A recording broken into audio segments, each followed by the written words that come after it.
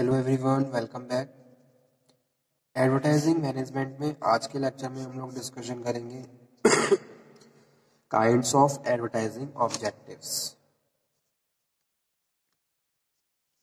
Kinds of advertising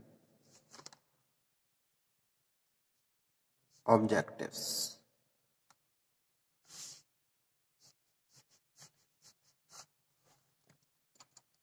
So let's start.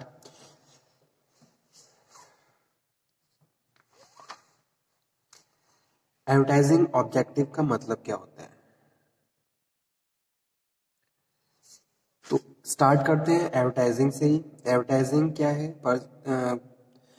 Paid form of non personal presentation है एक तरीके से। ठीक है, जब भी आप कुछ भी आपका कोई प्रोडक्ट है जिसको आप प्रमोट कर रहे हो उसके लिए आपको पे करना पड़ता है। ठीक है, सो इसीलिए इसको paid form of non personal presentations कहते हैं। एडवर्टाइजिंग, जब भी हम एडवर्टाइजिंग की बात करें सो first of all certain objectives होते हैं, कुछ एडवर्टाइजिंग ऑब्जेक्टिव्स होते हैं जो कंपनी को क्लियर होने चाहिए। तो वही चीज यहाँ पे हम डिस्कस कर रहे हैं कि कितने प्रकार के, कितने टाइप्स के एडवर्टाइजिंग ऑब्जेक्टिव्स होते हैं। ठीक है, so the purpose of advertising is to nothing but sell something. कुछ सेल करना है हमें, उसके लिए हम क्या कर रहे हैं? प्रमोशन कर रहे हैं, एडवर्टाइजिंग कर रहे हैं।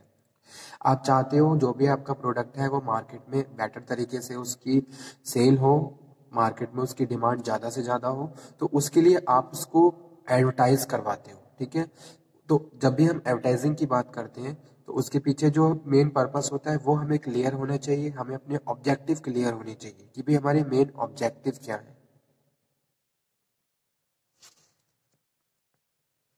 Okay, so the real objective of advertising is to effective communication. अगर मैं बात करूं मेन ऑब्जेक्टिव की, तो मेन ऑब्जेक्टिव तो कम्युनिकेशन होता है।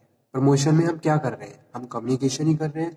हम अपने प्रोडक्ट को कम्युनिकेट करते हैं कस्टमर के साथ, कस्टमर को बताते हैं कि भी प्रोडक्ट क्या है, प्रोडक्ट में किस तरीके के इंग्रेडिएंट्स हैं, किस तरीके का प्रोडक्ट है, किस तरीके से आप इसे यूज कर सकते हो, इसकी क्वालिटीज क्या है, इसके फीचर्स क्या है। ठीक है, इसके प्राइस के बारे में, यानी कि ईच एंड एवरी इंफॉर्मेशन, चाहे वो प्रोडक्ट से रिलेटेड है चाहे वो कंपनी, उस प्रोडक्ट की कंपनी। ठीक है, सारी इंफॉर्मेशन हम अपने कस्टमर के साथ कम्युनिकेट करते हैं। तो communication is a very main objective कि भी किस तरीके से क्या रेलिवेंट इंफॉर्मेशन हम अपने कस्टमर तक पहुंचाएं ताकि मार्केट में डिमांड क्रिएट हो और हमारे प्रोडक्ट की सेल बढ़ जाए। ठीक है, तो real objective of advertising is effective communication between producer and consumer.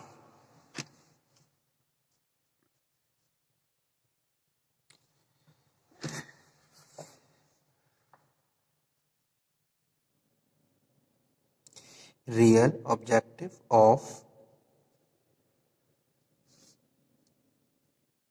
advertising is effective communication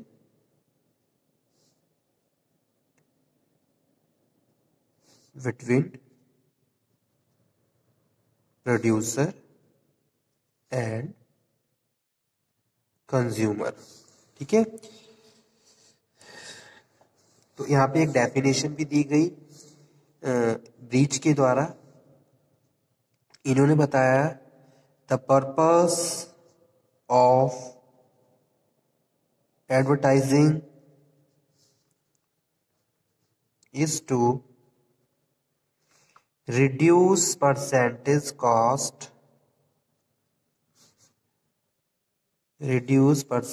cost, or production and distribution,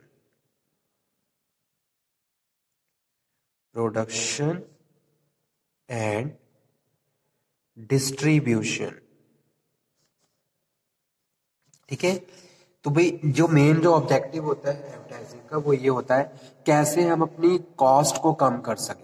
ठीक है, कॉस्ट हमारी कैसे रिड्यूस हो जाए, चाहे वो कॉस्ट प्रोडक्शन से रिलेटेड हो चाहे वो कॉस्ट डिस्ट्रीब्यूशन से रिलेटेड हो।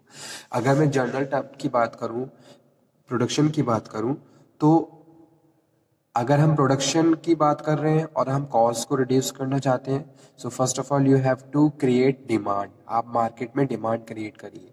जितना ज़्यादा आप बल्क में प्रोडक्शन करेंगे उतनी आपकी पर यूनिट कॉस्ट रिड्यूस हो जाएगी। और ऐसे ही हमें पता ही है कि भाई जब भी हम बल्क में प्रोडक्शन करते हैं तो हमारी जो ओवरऑल कॉस्ट है वो रिड्यूस हो जाती है। और वहीं आप छोटे छोटे क्लस्टर में अगर आप प्रोडक्शन करोगे तो आपकी जो कॉस्ट है वो बढ़ जाएगी। ठीक है, तो जो मेन जो पर्पस होता है, जो मेन जो ऑब्जेक्टिव होते हैं प्रमोशंस के, वो यही होते हैं कि हमारी जो प्रोडक्शन कॉस्ट है प्लस डिस्ट्रीब्यूशन कॉस्ट दोनों ही रिड्यूस हो जाए। ठीक है, और बेटर तरीके से हम ऑर्गेनाइजेशंस के जो कस्टमर है उनको सर्व कर सकें। ठीक है, तो ये मेन ऑब्जेक्टिव है। अब इनको हम कैसे कर सकते हैं? इनको हम कम्युनिकेशन के थ्रू रिड्यूस करते हैं।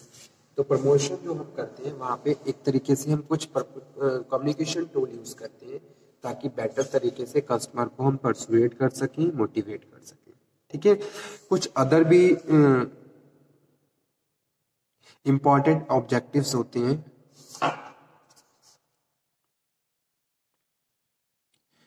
तो वो भी यहाँ पे मैं लिख देता हूँ।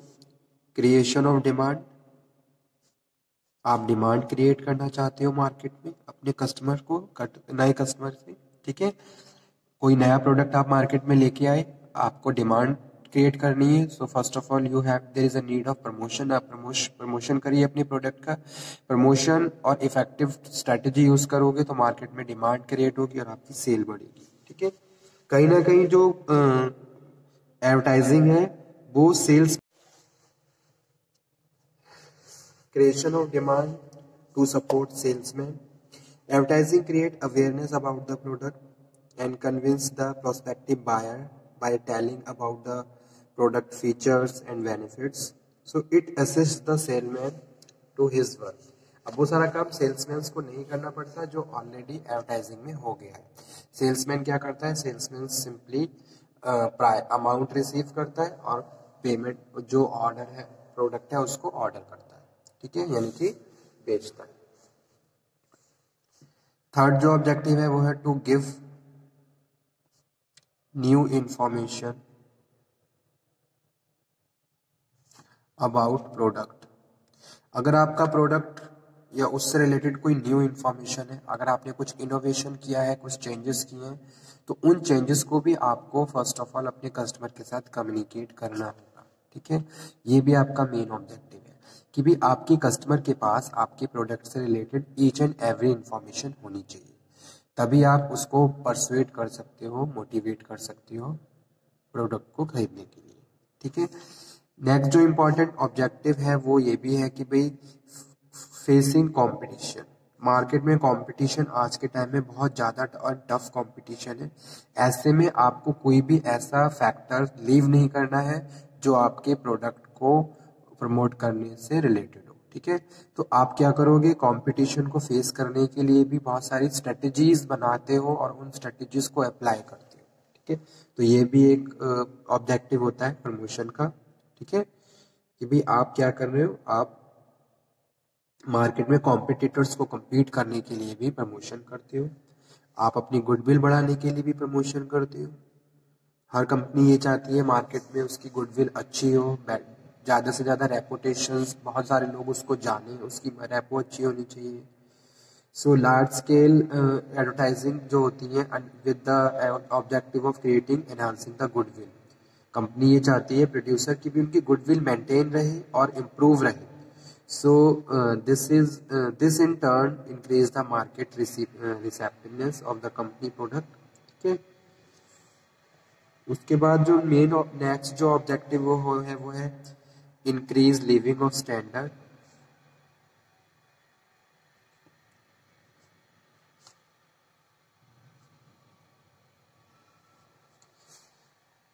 The objective of advertising is to increase the standard of living of people, लोगों के लिविंग स्टैंडर्ड को बढ़ाना, ये भी क्या है? मेन ऑब्जेक्टिव होता है।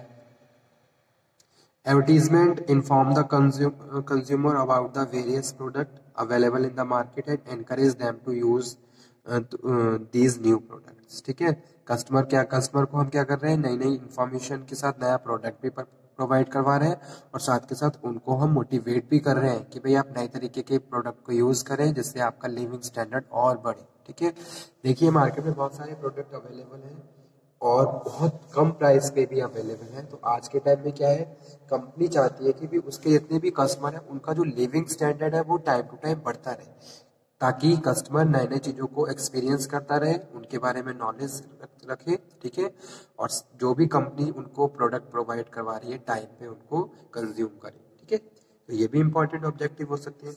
इसके अलावा जो मेन इंपॉर्टेंट ऑब्जेक्टिव होते हैं वो होते हैं to inform,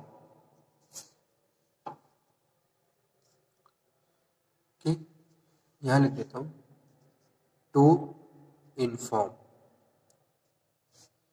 first. Second one जो होता है टू परसुएट,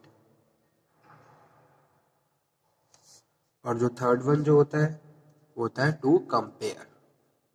ये भी तीन इंपॉर्टेंट ऑब्जेक्टिव्स होते हैं एडवर्टाइजिंग के। ठीक है, जब भी हम एडवर्टाइजिंग की बात कर रहे हैं तो सबसे पहला जो ऑब्जेक्टिव होता है वो होता है इंफॉर्मेशन का, कि भाई आपको अपने कस्टमर को इन्फॉर्म करना है जितनी भी इंफॉर्मेशन आपके प्रोडक्ट से रिलेटेड है और जो भी इंफॉर्मेशन कंपनी से रिलेटेड है वो सारी इंफॉर्मेशन आपके कस्टमर तक के पास होनी चाहिए। So this form of advertising lends to characterize the promotion of new types of product or service. Objective of this type of advertising is only to announce about the product and availability of the product. दोनों ही चीजें। ठीक है, second है persuade. Persuade मतलब कि भी आप अपने कस्टमर के अंदर एक विलिंगनेस क्रिएट कर रहे हो कि भी खुद से वो प्रोडक्ट को खरीद रहा है और उसके बाद उसका रिस्पॉन्स दे रहा है। ठीक है, so this form of advertising is done to persuade the prospective buyer to purchase now. Persuasive product advertising aims at developing demand for the product or brand which is already in use. So it is competitive type of promotion which is generally used in the growth period and some extent. Third जो होता है वो होता है comparison, कि भी आप compare कर रहे हो कि भी आप कैसे डिफरेंट हो दूसरों के साथ, आपका प्रोडक्ट कैसे इनोवेटिव है, किस तरीके से, कौन सा ऐसा मेन फैक्टर है या कौन सा ऐसा एक वैलिड रीजन है जो आपके प्रोडक्ट को दूसरों के साथ डिफरेंशिएट कर रहा है और आपको टॉप लेवल पे रख रहा है।